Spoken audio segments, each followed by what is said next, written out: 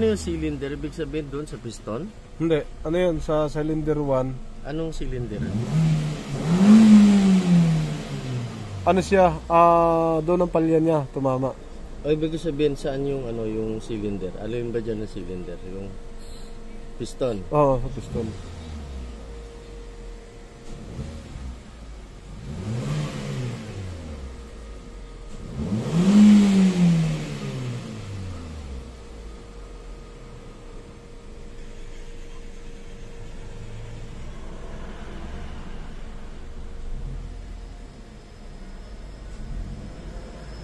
Pagka kasi namumutok-mutok, ignition coil. Pagka walang putok, Alin pre? pagka namumutok-mutok, ignition coil, yung pumuputok yung tambotso, gumaganon. Oh. Ignition coil yon. Pero pagka walang pumuputok-putok sa ignition coil, at dito nagkakaroon ng reading, ang problema nun, pwedeng wires, ECU, yung ganun pumupunta na nasira. Yung mga kung ano mga sensor dyan. Throttle body lang. Throttle body lang ang pwede na ito pagkalinis-linis.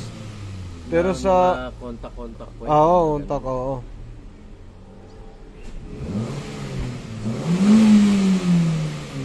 Makikitingin na rin kaya kasi ano to eh. Ngayon taon 9 years na to eh. Yun the accent, manual transmission. Ang problema ni sir, nagbi-blink daw yung check engine. Ang pinalitan niya 4 na ignition coil, tapos spark plug pinalitan din.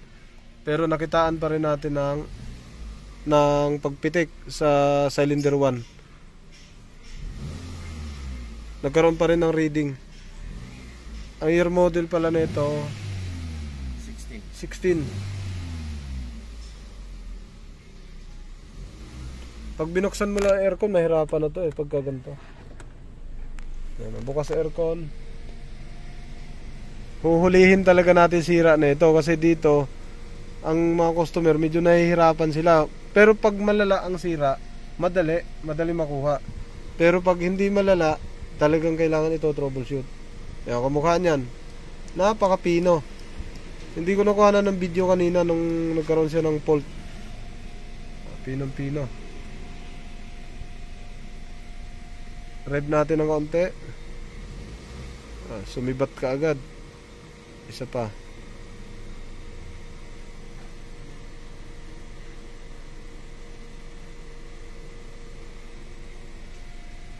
Sa scan natin, wala rin siyang fault code.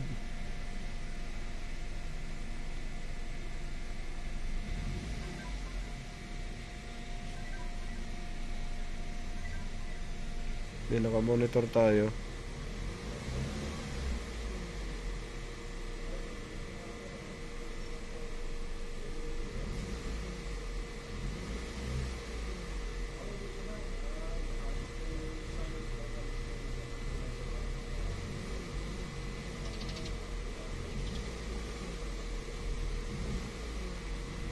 Hindi naman tayo kasi pwede mag-compression test ka agad.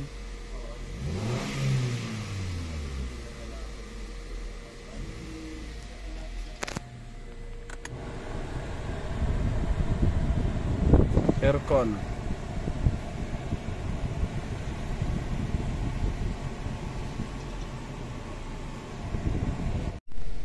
Yun mga sir, ito isa sa pinakamahirap sundan o pinakamahirap gawin. Dahil ang concern ng customer, nagbi-blink yung check engine nito. Ang kaso, upon monitoring, napaka-pino niya oh. Wala kang mararamdaman. Nakabukas na ako ng aircon. Napaka-smooth. Nag-monitor lang ako sa cylinder. Cylinder monitoring tayo mga sir.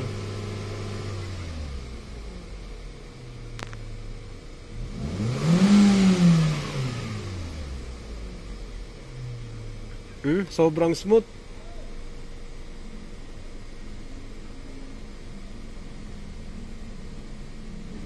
So isa sa pinaka-maselan o isa sa pinaka-mahirap hatulan. Pero base sa kasi sa sinabi niya, nag-blink na daw yung check engine nito. Nagpalit na siya ng coil. Pero ganun pa rin ang nangyari.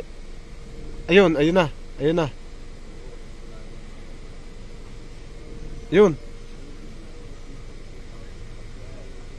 Pwede kasing mangyari dito, madumi ang throttle body. Ang kaso, pag madumi ang throttle body, dapat taas baba yan. Yung idle na yan. Ang kaso, wala siyang taas baba. Ngayon, pag nag-blink kasi yung check engine, hindi yun ibig sabihin madumi ang throttle body. May problema talaga to sa cylinder. Huhulihin lang natin.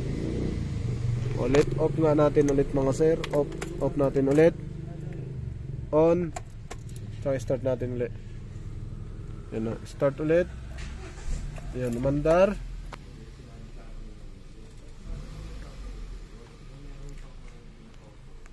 Buksan natin ang aircon. Kasi 4 ang cylinder nito, baka mahirapan tayo. Kung maghatol tayo, baka kasi ibang parte walang sira. Tapos sasabihin na natin na sira na. Yan, 4 pinalitan. Tapos yung crankshaft sensor pinalitan. Yung kanyang spark plug pinalitan din. Upon checking, okay naman. May nakasulat na mga okay, pero yun nilipat, ganun pa rin. Ayan yun ang spark plug. So makapal ang dulo. Ayan Hindi na siya lumabas uli. Kanina nagpakita yung fault. Ay nako, sayang hindi na videohan. Palalabasin ko muna siya.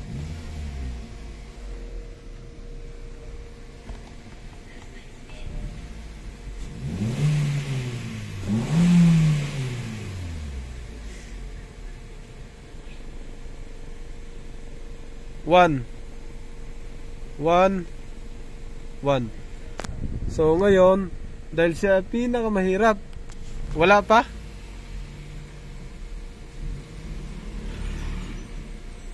Hindi ko rin alam kasi. Hindi, kumbaga. Naisip ko lang. Pwede. Yung tama. Contact point na kasi ba't nawawala? Nawawala. Yung misfire.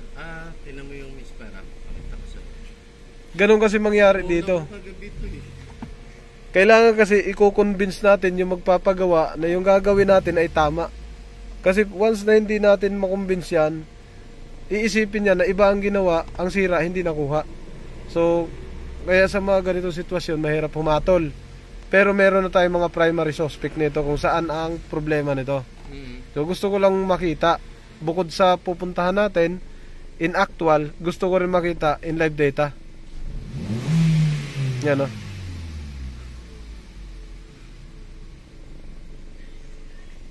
Kaya naka-monitor tayo. Yan na. Yan yung blinking ng check engine.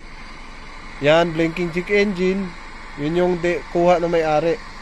Yan, okay na ako dyan. Solved na ako dyan. Kaso, dito naman, hindi ko ma-identify sa'yo kung saan. Pero nung nagpakita siya kanina sa number 1. Sa number 1, di ba? Ito cylinder 1. Pagka ganyan, pag dito ang tumama niyan, sira dito, maaari, pwedeng mismong spark plug. Pag dito naman siya lumabas, pwede spark plug, pwedeng ignition coil. Pwedeng computer box, pwedeng sensor, pwedeng wirings. So gusto ko, mas maganda pa sana kung may dagdag pa na justification na makita mo na, yun nga, yung tinuro ko kanina, nakita mo yun Kaso hindi ko nakuha ng video. Di ba? So, para lang ma-sure natin na yun nga. Oo, kasi 4 yan 1, 2, 3, 4. In actual, makikita ko rin yan doon pag binuksan natin. Ayaw talaga niya. Pero naranasan na may-ari. So malaking points na yun. Tapos na videohan mo. Nagtataka lang din kasi ako. Bakit siya Tomino? Bakit siya nawala? Yan kasi yung iisipin yan yung dati, nung nag-misfire yan, hindi nawawala. Talagang pugak. Tapos, yung ignition coil, pinalitan ko yung 4. Tama. Sinama ko na yung dalawang sabi mo parang may problema. Yung dalawa sinama ko, buo na lang 4 para pare-pareho silang bago. Tsaka spark plug, 4 din na bago. Tapos yun, mga magto 2 months na rin, ayos na, wala naman ng problema. Hindi na bumalik, wala nang misfire. Yung kagabi lang ulit. Kagabi ulit. Kagabi lang yun. Tapos nag-misfire siya. Normal yung takbo ng makina, umiilaw na yung check engine, nagbi-blink. Yun. Confirm na tayo nito. Tapos normal naman siya. Pagkatapos nung binombit ko yung gas, pinatay ko aircon, nawala ilaw. Tama. Nakauwi pa ako. ang tendency kasi noon, bakit siya nawala? Oo. Yung kuryente kasi, nagtuloy, dumiretso. Kumbaga, ang kuryente, ang bigay dapat noon, pa ganun-ganun lang, pa isa-isa. Yan, pag naka-idle, tak tak tak tak tak tak tak. Oo. Ang nangyari kasi, ngayon, pagka inapakan mo, bibilis din yung kasi PWM ang reading, tutulis din yung ano, kumbaga, magiging solid yung kuryente. So, ang mangyari, buo ang magiging reading, mawawala yung blink. Pero pag nandiyan ka sa idle position, yan, medyo ang pitik niyan, paunti-unti, tik tik tik tik tik tik tik tik tik tik tik tik tik tik tik. Yan, parang ganito ang reading niyan eh. Yan oh. Ganyan ang reading ng kuryente, tik tik tik tik tik tik tik. Ngayon pag ni-rev mo, pipino siya. Pipino, mawawala to, parang kumbaga iilaw ng buo. Oh, full ang nagiging bigay ng kuryente. Oo. So mawawala yung blinking na yon. Pero babalik yon. Ito ang pinakamahirap hatulan. Ngayon, tingnan na natin sa actual. Buksan natin yung computer box. Oo. Yan na. Kasi kung sasabihin natin throttle ang problema kasi dapat gagalaw-galaw na yan. Naka-aircon ako. Taas baba na dapat yan. Yan. Grug. Oo. Grug. Oo, nagaano siya. Grug. Grug. Ganun na dapat yan. Nung bago umilaw bago umilaw yung check engine kagabi dahil traffic. Oo. Yung minor ko wala diyan sa below 8 na yan, wala. Bumababa pa rin. Bumababa, oo.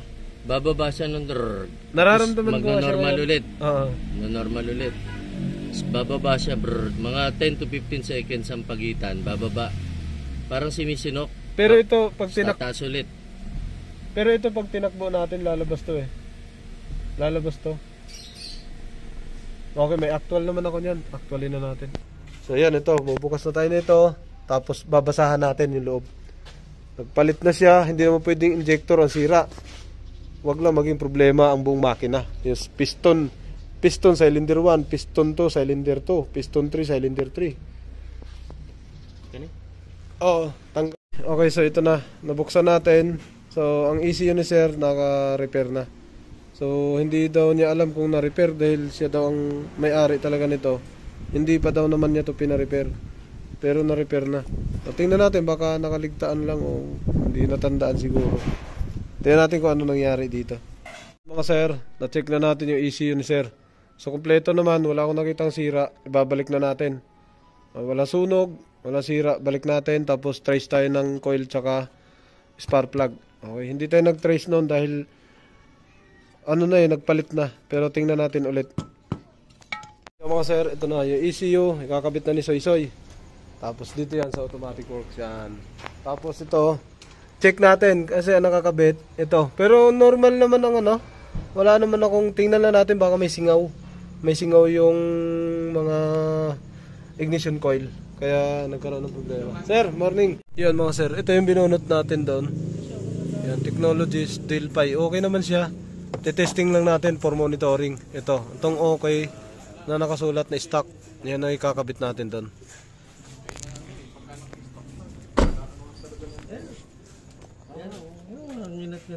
No? Nabumin ako ng pang-spray. Natigil naman, nag-alisa. Mga sir, naikabit na natin. Testingin natin, paandarin natin to. Mga sir, napalitan na natin. Tingnan natin to. Check up natin. Cancel. Back. Back. Back. Re-scan natin. Okay naman siya lahat. Start natin. Smooth. Smooth na smooth. Ha? Smooth na smooth. Oo, ganyan. Walang mga pinagbago. Ganyan lang yan. Pinalitan mo na? Ano nilagay mo? Yung genuine. Yung nakasulat na okay? Oo, yung genuine. Ah, iba gigil nito. Ano? Iba ang gigil. Ano ibig mo sabihin ibang? Yung gigil ng apak. Yun, no? Yung galit ng makina? Ano, maganda yan, pangit? Ayos to. Mas maganda.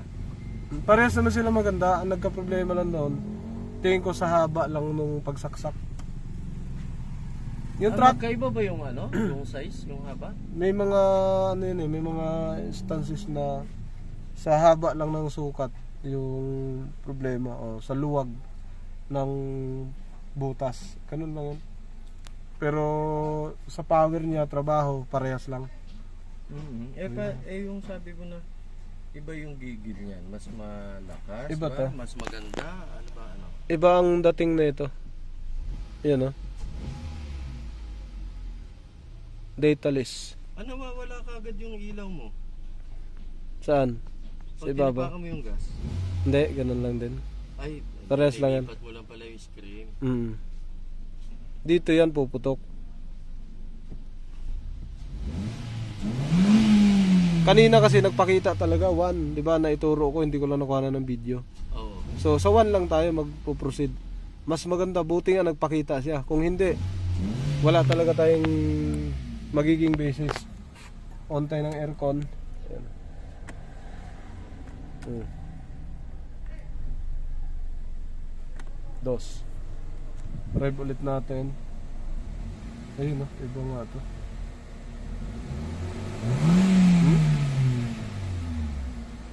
Pagbaba. Ayun.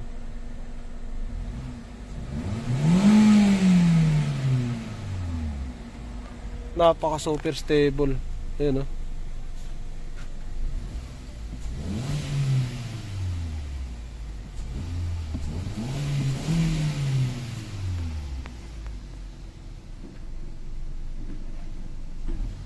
iba gigil na ito. Ayun Iba ang gigil na itong kinabit mo na iba ang gigil. Oo. Ang ibig sabihin, mas ano siya, mas maganda. Mas iba ang apa ko dito.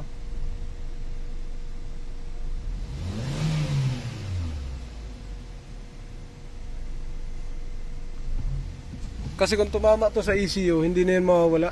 Tsaka hindi ka na makakauwi. Pagka mga ganyan lang na blinking tapos nawawala naman, coil lang yan. Kung hindi sumingaw yung coil o nag-leak, sira ang coil. O di kaya spark plug sira. So dito sa sitwasyon na to, hindi na siya bumalik. Monitoring na lang to. Alright.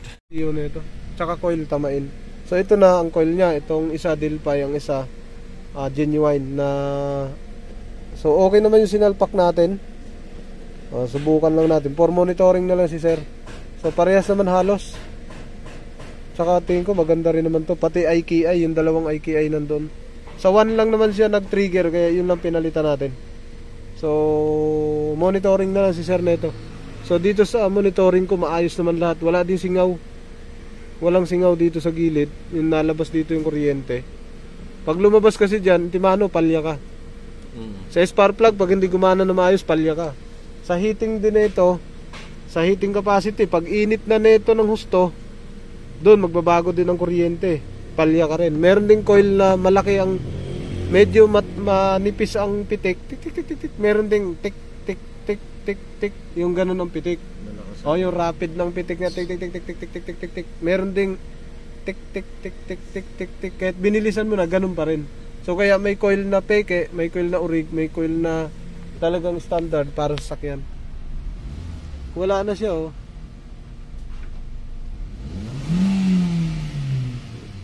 Sa 1 lang siya lumabas kanina. Ang ginawa natin para lumabas, inapakan natin ng gusto, 5,000 RPM, tapos hinayaan nating bumitaw, pero naka-aircon tayo, on lang. Ayan apak tayo, 5,000 RPM. Tapos bitawan. Pagbaba, doon gumaralgal. Eto wala Smooth na smooth. Okay na to mga sir. Pauwiin na natin.